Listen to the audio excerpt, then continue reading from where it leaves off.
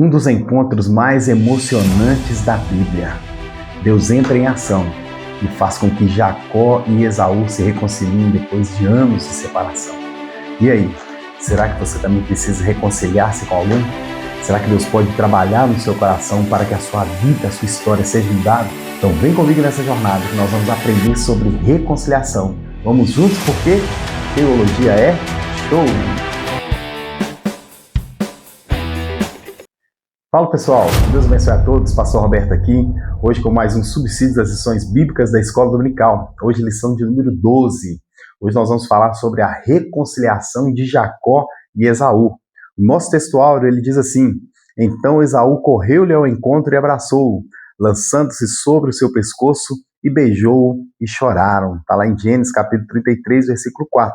Assim nos diz também a verdade prática, em Deus sempre há possibilidade de perdão e reconciliação.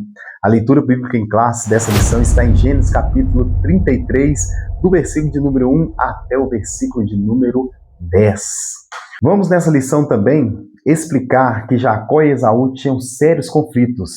Vamos mostrar o encontro de Jacó e Esaú e saber que depois do encontro com seu irmão, Jacó segue o seu caminho. Então vamos lá. Tópico 1. Irmãos em conflito. Na vida de Jacó, o sucesso dependia unicamente do Senhor. O nosso sucesso também. Então nós precisamos do Senhor para poder sermos o quê? Bem-sucedidos, vitoriosos nessa nossa caminhada. A nossa luta, ela não é uma luta física como foi no caso de Jacó com Deus no Vale de Jaboque.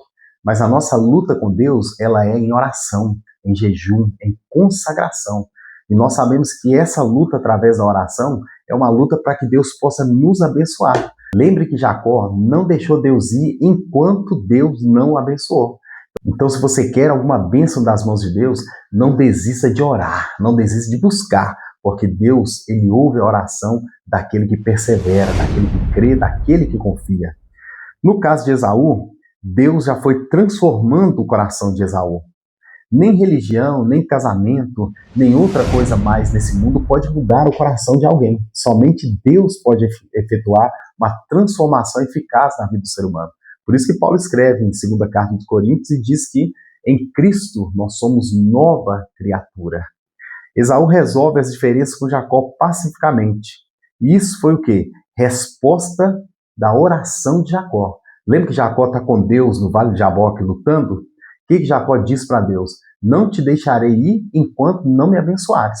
Jacó já tinha dividido os bandos, já tinha mandado presente para Esaú, já tinha mandado a sua família à frente. O que ele fez? Ele ficou atrás, não porque estava com medo, ele ficou atrás para orar, para buscar resposta de Deus. Então, quando Deus veio ao seu encontro, ele não deixou Deus sair da presença dele até que Deus o abençoasse. E foi o que aconteceu. A bênção que Jacó precisava naquele momento era o quê? Uma reconciliação pacífica com Esaú. E assim Deus deu, assim Deus cumpriu em nome de Jesus. Nós vemos também que nesse momento aqui do encontro com Esaú, notamos uma preferência de Jacó por Raquel. A história diz que Raquel era a mulher da sua vida, ele amava Raquel. Nós notamos aqui que essa preferência por Raquel trouxe prejuízos à família de Jacó. Por quê? Porque ao passo que ele amava muito Raquel, em alguns momentos ele deixava Léia e os filhos de Léia e também das suas outras concubinas meio que de lado. É o que aconteceu lá na sua casa no passado, quando seu pai tinha preferência por Esaú e quando sua mãe tinha preferência por ele. Então, preferência, meus irmãos, em família não vale a pena. Por quê? A preferência das famílias por um filho ou por uma filha, às vezes ao invés de melhorar, de abençoar a casa, acaba prejudicando. Então, não tem essas preferências. Ame os seus filhos como eles precisam ser amados. E aí Deus abençoará a sua casa em nome de Jesus. Tópico 2. O encontro entre Jacó e Esaú. Deus entra em ação. Havia um temor no coração de Jacó de encontrar com Esaú. Por quê? Esaú, quando teve o episódio lá do prato de lentilhas, a venda da primogenitura, a Bíblia diz que Esaú se consolava em matar Jacó. Mas o que aconteceu? Confiando em Deus e em uma atitude de humildade, o que Jacó faz quando Jacó encontra com Esaú? A história diz que ele inclina-se 7 vezes com o rosto em terra para reverenciar o encontro com seu irmão. E tudo aquilo ali já vinha de Deus, porque aquilo mostrou para Esaú o valor da humildade. Mostrou que Jacó estava arrependido de que Jacó queria realmente aquele concerto com Esaú naquela ocasião. Isso nos lembra de quem? Isso nos lembra de Jesus. Aprendei de mim que sou manso e humilde de espírito. Humildade, meus irmãos, ela sempre vai na frente da honra. É o que o livro de Provérbios diz. Então, quanto mais humildes nós formos, seguimos o exemplo de Cristo, mais bem-sucedidos seremos para a glória de Deus. Esaú abençoa e beija Jacó. A mão de Deus moveu-se entre os irmãos. Por quê? Porque Jacó foge para Arã e ele deixa para trás um irmão enfurecido. Muitos anos depois dessa separação, o que acontece? Jacó tinha medo de quando encontrasse com Esaú, Esaú fizesse alguma coisa ruim com ele. Foi o contrário. O que Esaú fez? Esaú correu ao encontro de Jacó, abraçou Jacó, beijou Jacó naquele momento ali, ou seja, reconciliou-se com Jacó ali, e ali nós vimos o quê? O perdão verdadeiro. Esaú, o ofendido, foi ao encontro de Jacó, o ofensor. A reconciliação, ela envergonha o diabo. Mesmo que, às vezes, nós passamos momentos difíceis, alguém nos magoa, é necessário, às vezes, a gente ir nessa pessoa para poder perdoar. Ou, às vezes, se nós magoamos alguém e aí nós atinamos, o Espírito de Deus fala no nosso coração que nós fizemos errado, o que a gente tem que fazer? A gente tem que ir até essa pessoa que nós ofendemos, pedir o perdão. Ou seja, a reconciliação vale tanto como atitude aí para quem foi ofendido ou para quem ofendeu. O importante é reconciliar-se com a pessoa. O importante é perdoar. O importante é pedir perdão para poder a gente seguir em paz em nome de Jesus. Tópico 3. A família de Jacó segue seu caminho. Os dois irmãos se separam. Depois da reconciliação, o que aconteceu? A história diz que Esaú foi para Seir e Jacó foi para Sucote, que significa abrigo. Perdoar não significa andar novamente juntos. O necessário é que nós venhamos perdoar para que aquela mágoa, aquela brecha para que onde Satanás ele trabalha na nossa vida, possa ser fechada. A gente possa ser livre dessa mágoa, perdoar como Cristo perdoou. Mas não significa que nós temos que comungar, conviver, andar junto com essa pessoa novamente. O que a gente tem que fazer? A gente tem que perdoar e aí cada um segue o seu caminho. Porque aí nós viveremos tranquilamente em paz, como foi no caso de Jacó. Eles se reencontraram, se perdoaram, e aí o que aconteceu? Cada um seguiu o seu caminho e continuaram a sua história aí. Jacó não retorna para a casa de seu pai. Deus mandou Jacó retornar para a casa de Isaac. Só que o que Jacó fez? Jacó resolveu ir para Seir. Não sabemos por que ele tomou essa decisão, mas sabemos que a sua decisão trouxe consequências na vida dele mais tarde. Ou seja, é melhor obedecer sempre a voz de Deus, porque Deus conhece todas as coisas. Se Deus falou faça, vá lá e faça. Se Deus falou não faça, não faça, porque Deus conhece o nosso futuro e sabe o que é melhor para cada um de nós. Jacó levanta um altar ao Senhor.